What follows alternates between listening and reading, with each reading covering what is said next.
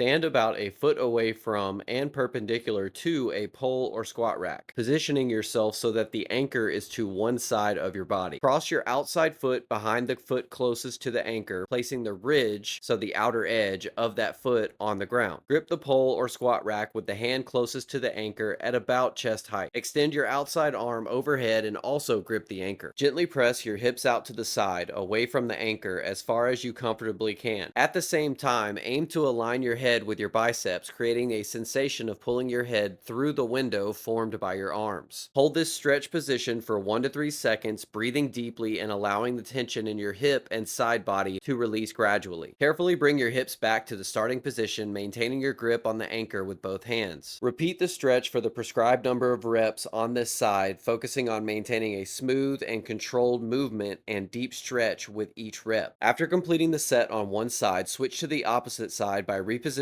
yourself so that the other side of your body is now closest to the anchor. Perform the prescribed amount of reps on this side to ensure a balanced stretch on both hips. The TFL bow is a beneficial stretch for anyone looking to increase mobility in the hips and alleviate tension in the tensor fasciae latae, a muscle that plays a crucial role in hip movement and stability. Regular practice can lead to improved flexibility, reduce tightness in the hip area, and enhance overall movement quality. This stretch is especially useful for athletes, individuals who sit for prolonged periods, or anyone experiencing tightness in the hips. As always, don't push past any pain and remember to breathe.